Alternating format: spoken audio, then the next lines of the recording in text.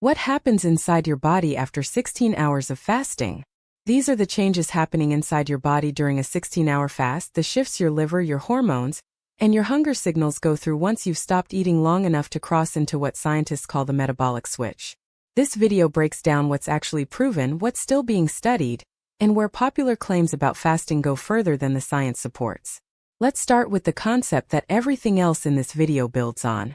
Rafael de Cabo from the National Institute on Aging and Mark Mattson from Johns Hopkins University School of Medicine published a review in the New England Journal of Medicine back in 2019 describing something called the metabolic switch, the point where your body stops running mainly on glucose and starts running mainly on fat and ketones. Eating within a 6-hour window and fasting for the remaining 18 hours can trigger that switch, according to their review, and it's tied to increased stress resistance, increased longevity, and a lower rate of diseases including cancer and obesity. That's the big picture. But here's the detail that actually matters for a 16-hour fast. De Cabo and Mattson define the start of the metabolic switch as the point of negative energy balance where liver glycogen runs out and fatty acids start getting pulled into use as fuel. And their review places that onset beyond the 12-hour mark. Which means at 16 hours you're not at the beginning of this process, and you haven't necessarily finished it either. You're somewhere in the middle of it, actively happening in real time. Here's what that looks like step by step. Before we get to hour 16, it helps to know what led up to it. For the first several hours after a meal, your body sits in what's called the post-absorptive phase, running roughly from hour 6 to hour 24 of a fast. Insulin starts falling during this stretch, and your body begins breaking down glycogen, the stored form of glucose sitting in your liver and muscles, to keep glucose available for energy. Under typical conditions, liver glycogen lasts about 24 hours, but that number moves depending on the person. What you ate in your last meal, how many carbs were in it, how active you are, how well you slept, your stress levels, and your individual metabolism all shift that timeline. Someone moving around during a fast burns through glycogen faster than someone resting, and someone who was already eating low-carb going in starts with smaller reserves so they shift toward fat burning sooner. That's the setup. Now let's get into hour 16 itself. At the 16-hour mark, here's where things actually stand. Glycogen is significantly reduced, though depending on the factors we just covered, it isn't necessarily gone completely. Full depletion tends to land somewhere between hour 16 and hour 24, and most research points to measurable ketosis, meaning your body is actually producing ketones in detectable amounts, closer to the 24-hour mark for most people. That last point matters because a lot of fasting content out there claims a 16-hour fast puts you into ketosis. The research is more careful than that. A 16-hour window may not consistently get you there, especially if your last meal was higher in carbs. So if you fasted for 16 hours and didn't notice any dramatic shift, that's not you doing it wrong. That lines up exactly with what the evidence shows. You're in the transition zone, not necessarily out the other side of it. What is happening reliably by this point is that insulin has continued dropping since your last meal, and your body is increasingly pulling on glycogen and beginning to mobilize fatty acids. In people who are not diabetic, blood glucose stays within a normal range throughout this process. Your body is not in any danger at 16 hours. It's simply shifting its fuel source. What's happening with hunger? Now let's talk about something almost everyone assumes about fasting. That hunger builds continuously the longer you go without eating. The evidence tells a different story. Ghrelin is the hormone responsible for hunger signals. Research on ghrelin shows it doesn't rise in a straight line the longer you fast. Instead, it moves in distinct peaks, generally corresponding to the times you'd normally eat, and after each initial wave it recedes, even if you don't eat anything.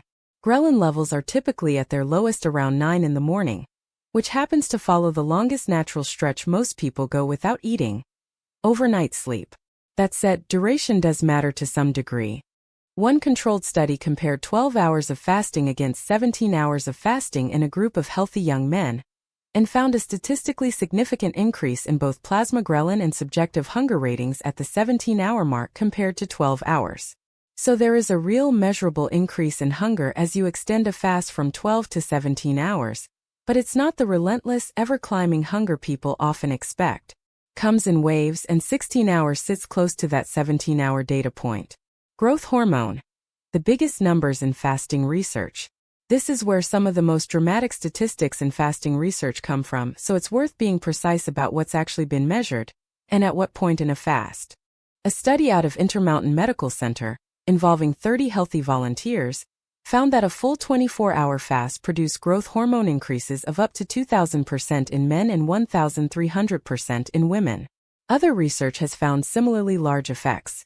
A controlled trial of 9 men found that 2 full days, 48 hours, of fasting produced a 5-fold increase in 24-hour growth hormone production. A separate crossover trial found that a 24-hour fast roughly tripled mean growth hormone levels. Here's the important caveat, and it's one that popular fasting content often skips. None of these studies measured growth hormone specifically at the 16-hour mark. They measured it at 24 hours and 48 hours. What we know is that growth hormone begins rising as insulin falls, and insulin is already falling well before hour 16, but the dramatic percentage increases you've probably heard quoted come from fasts that ran longer than 16 hours. There's another layer of nuance here too. A more recent evaluation of this same research found that the growth hormone response is highly individual. People who started with lower baseline growth hormone levels saw a median increase of 1,225% after a 24-hour fast. People who started with higher baseline levels saw a median increase of only about 50%. And notably, this fasting-induced growth hormone increase was not correlated with weight loss at all. So growth hormone rises because of the fasting state itself, not because of weight change, but how much it rises depends heavily on where you're starting from. Autophagy. What's proven and what isn't? If you've watched other fasting videos, you've probably heard the word autophagy used constantly, often attached to very specific numbers and very specific hours. This is the part of the topic that requires the most caution, so let's separate what's solid from what's overstated. Autophagy itself is real established biology, the process where your cells break down and recycle their own damaged or worn-out parts. Our understanding of how this actually works at the molecular level traces back largely to Yoshinori Ohsumi, who won the 2016 Nobel Prize in Physiology or Medicine for uncovering the mechanisms behind it. Ohsumi identified the genes essential for autophagy in yeast back in the early 1990s and then showed that the same kind of machinery runs in human cells too. That same New England Journal of Medicine review notes that fasting lowers activity in a pathway called mTOR, the system your cells use to sense nutrients and growth signals, and that drop in mTOR activity is tied to an increase in autophagy. What the research doesn't support is a precise claim about exactly how much autophagy increases at hour 16, or at any specific hour in actual humans. Measuring autophagy directly in real time, inside a living person is genuinely difficult, and most of the specific hour-by-hour percentage claims circulating online come from animal studies, not human ones. Even the researchers running time-restricted eating trials have said outright that whether the metabolic benefits come from reduced oxidative stress, from autophagy, or from something else entirely, remains unresolved. So the honest version of this section comes down to this. Fasting creates the cellular conditions, lower mTOR, rising AMPK, that are known to encourage autophagy. Claiming an exact autophagy percentage at hour 16 in a human body, though, goes past what's actually been measured.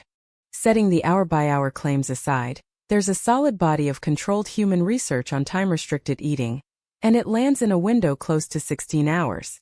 The most cited of these studies came out in Cell Metabolism in 2018, led by Elizabeth Sutton working with men who had prediabetes. Her team compared eating all food within an early 6-hour window, everything wrapped up before 3 p.m., against a control group spread across a 12-hour window from 7 a.m. to 7 p.m.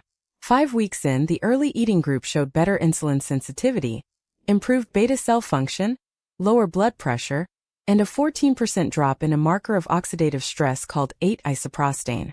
What stands out about this study is that none of those improvements required losing weight or cutting calories. Timing alone, not weight loss, appears to have driven the metabolic benefit. That same research also found the early eating pattern helped people want less food in the evening, improving appetite control on its own. Other time-restricted eating trials, using slightly wider windows of 8 to 10 hours, found weight drops of around 2.6 to 3% over 12 weeks, along with better fasting glucose and reduced insulin resistance. And compliance across these trials held up well. Participants stuck to their eating windows 80 to 90% of the time across periods running 12 to 16 weeks. So what's actually happening inside your body after 16 hours of fasting? Here's the honest summary based on everything above. You're sitting inside the transition zone researchers call the metabolic switch, the shift from burning glucose to burning fat and ketones, which the New England Journal of Medicine review places as starting somewhere past the 12-hour mark. Glycogen is significantly reduced but not necessarily gone.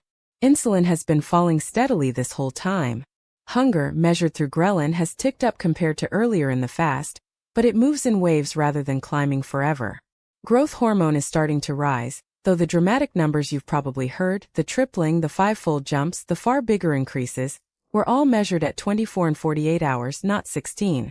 And the pathways tied to autophagy are being activated at the cellular level.